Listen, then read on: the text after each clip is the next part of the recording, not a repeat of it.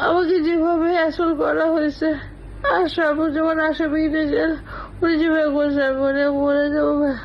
আপনারা একটু দেখে রাখেন আমার বাচ্চাটার। আপনাকে সাকুল আবেদন, ইলিয়াস ভাই, আপনারা জানাই রাখলাম। আসসালামু আলাইকুম। এতক্ষণ যেটা দেখলেন এটা জাস্ট একটা ট্রেলার। মূল ঘটনা আজকের ভিডিওতে আপনারা দেখবেন। যার কান্না শুনলেন তিনি একজন ব্রিগেডিয়ার জেনারেল, এর নাম হচ্ছে আশরাফুজ্জামান আশা। তিনি আওয়ামী লীগের একজন দোসর। আওয়ামী লীগের বর্তমান যেই সেনা প্রধান আছেন, আওয়ামী লীগের সেনা লীগের প্রধান ওয়াকারের অত্যন্ত আস্থাভাজন গুরুত্বপূর্ণ জায়গাতে আছেন তিনি। এই ব্যক্তি যেই কাজ করেছেন এটা পৃথিবীর ইতিহাসে সেনাবাহিনীর মতো সুশৃঙ্খল কোনো বাহিনী তো বহু পরের কথা।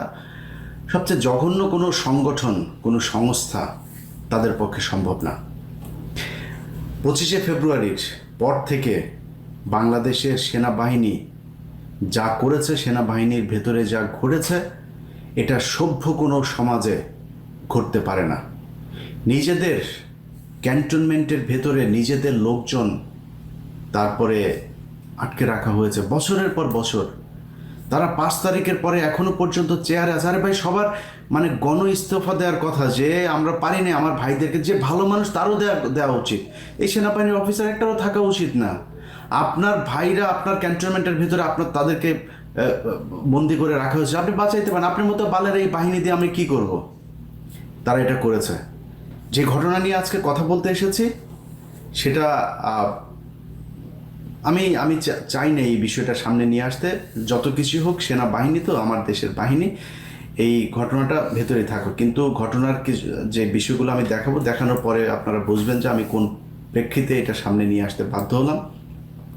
বিষয় হচ্ছে মেজর মুরাদ 25শে ফেব্রুয়ারির পর থেকে সেনাবাহিনীতে যখনই কেউ আওয়ামী লীগের কথা শোনে নাই, আওয়ামী লীগের পক্ষে কাজ করে নাই, ভারতের পক্ষে কাজ করে নাই, তাদেরকে টার্গেট করে করে তারপরে বিভিন্ন ক্রাইমের সাথে জড়িয়ে দেওয়া হয়েছে, জড়িয়ে তাদের বিরুদ্ধে মামলা দেওয়া হয়েছে। সেনাবাহিনী একটা বিশাল বড় সংগঠনের সংস্থা। এটার বিভিন্ন মানুষজন আপনার বিভিন্ন ক্রাইম করতে পারে, এগুলো বিচ্ছিন্নভাবে হতে পারে। সামষ্টিকভাবে এই পুরো সেনাবাহিনীর নিয়ন্ত্রণ নিয়েছিল ক্রিমিনালরা, যারা ভারতের পক্ষ হয়ে আমার বাংলাদেশকে তাদের কাছে ইজারা দিয়েছিল। সেই লোকগুলোই সেনাবাহিনীর মূল মূল পদগুলোতে বসেছিল। এবং এই তাদের মধ্যে এই আশরাফুজ্জামান আশা তিনি একজন। মেজর মুরাদ তার স্ত্রীকে এই আশরাফুজ্জামান আশা ধর্ষণ করেছে। আমি আবারও বলছি, মেজর মুরাদের স্ত্রীকে এই ব্রিগেডিয়ার জেনারেল আশরাফুজ্জামান আশা তিনি ধর্ষণ করেছেন। কিভাবে ধর্ষণ করেছেন, কি করেছেন, সব আপনারা আজকের আমার ভিডিওতে প্রমাণ সহ তারপরে দেখবেন। গত কুরবানির ঈদের রাতে তাকে ধর্ষণ করা হয়। প্রেক্ষাপটটা আরেকটু পেছনে।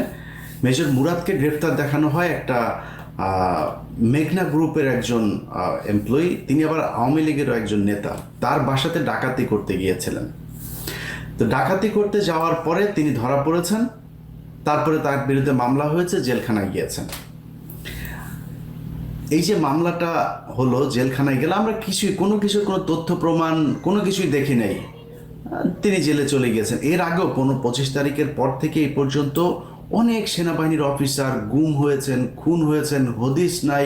মেজর জিয়া, যিনি প্রচণ্ড চৌকস একজন মেধাবী দেশপ্রেমিক অফিসার, খবর নাই কোথায় আছেন।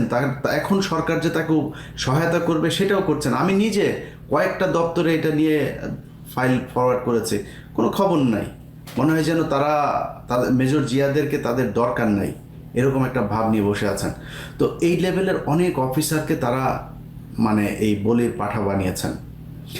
এই ব্যক্তিকে জেলখানায় পাঠানো হয়েছে। জেলখানায় পাঠানোর পরে তার স্ত্রী সৎ অফিসার একজন, মানে একজন কোনো ধরনের ধান্দা পানি কোনো কিছুতে জানেন, যেহেতু আওয়ামী লীগের পক্ষে কাজ করে নেই, টাকা পয়সা তো কামাইতে পারে নাই। তিনার নুন আনতে পান্তা ফুরোনো অবস্থা। ঢাকা শহরে ছিল, যা বেতন পেয়েছে সেটা দিয়ে সংসার চলেছে, পরিবার নিয়ে ছিল, বাচ্চা ছিল। তো এই মহিলা যখন হাজব্যান্ড জেলে যাওয়ার পরে তার অবস্থা খুব খারাপ। তাকে থ্রেট করা হয়, আলটিমেটাম দেওয়া হয় যে 25 দিনের মধ্যে আপনাকে বাসা ছাড়তে হবে। তো ছাড়তে বলার পরে সে কোথায় গিয়ে উঠবে, কি করবে? একজন আসেন তার কাছে, একজন মানে ত্রাণকর্তা হয়ে, যে তোমার কিচ্ছু হবে না, তুমি আমার এলাকার বোন, তোমার এই ভাই থাকতে তোমাকে কেউ এখান থেকে উচ্ছেদ করতে পারবে না, সরাতে পারবে না। তিনি হচ্ছেন এই আশরাফুজ্জামান আশা। এসে বলার পরে তিনি আশ্বস্ত হলেন, সেনাবাহিনীর গাড়িতে করে তাকে তার স্বামীর সাথে জেলখানায় দেখা করতে যাওয়ার ব্যবস্থা করে দেওয়া হয়েছে, নানান ধরনের সুযোগ সুবিধা। ভাই হিসাবে এসছেন বোনের কাছে। কুরবানির ঈদের রাতে তার বাড়িতে এসেছেন, কুরবানির ঈদের ঠিক আগ মুহূর্তে তাকে কিছু টাকা পয়সাও তিনি দিয়ে এসছেন, কি নিয়ে আছেন, কিভাবে থাকছেন খাচ্ছেন দিয়ে এসছেন, বাজার টাজার করেছে। ঈদের রাতে আবার এসে খোঁজ নিতে, খাওয়া দাওয়া করছে কিনা, কুরবানির মাংস টাংস খেলো কিনা, এর বলে রান্না টান্না হয়েছে কিনা, বাসায় বোন ঠিক আছো কিনা, হ্যাঁ জি ভাই ঠিক আছি, দাও খাবার দাও, কী রান্না করছো দেখি। খেতে বসছে, খেতে বসার পরে গরুর মাংস টাংস দিয়েছে। তারপরে কোথায় থাকো, কোথাও, আমার বোনটা কই থাকে, ঘরের ভিতরে দেখি ঘরের কি অবস্থা। ঘরের ভিতরে ঢুকেছে, মেহমান ঢুকেছে, ভাই তো ভেতরে, তার সাথে সাথে বোনও ঢুকেছে, এই তো এই রুম আমার বাড়ি, এই আর কি। হঠাৎ করে ঝাপটে ধরে তাকে ধর্ষণের চেষ্টা করে। ধর্ষণের চেষ্টা করার পরে এক পর্যায়ে তার শরীরের কাপড় টাপড় সব কিছু খুলে ফেলে, এবং ঠিক মানে মাঝামাঝি একটা অবস্থাতেই তার মেয়ে ছিল ওই রুমে, মহিলার চিল্লাপাল্লা শুনে তারপরে তার মেয়ে ওই রুম থেকে আসে। ওই মেয়ে যখন এসে দরজা খুলে, তখন সে খুব তাড়াহুড়া করে উঠে ওই বাসা থেকে চলে যায়। পাঞ্জাবি পরে এসেছিলেন ভদ্রলোক সাহেব। তো আসার পরে, এই ঘটনার পরে সে গিয়ে যেই প্রথম যে ভিডিওটা আপনারা কান্নার ভিডিওটা দেখলেন, সেই ভিডিওটা তিনি পাঠিয়েছেন, পাঠিয়ে তার কাছে মাপ চেয়েছেন, আমাকে মাপ করে দাও, আমি কান্না করছি, আমার খুব খারাপ লেগেছে, আমাকে শয়তান ধরেছিল, ধরে তারপরে এটা করিয়েছে, আমি এটার জন্য মাপ চাই। এখন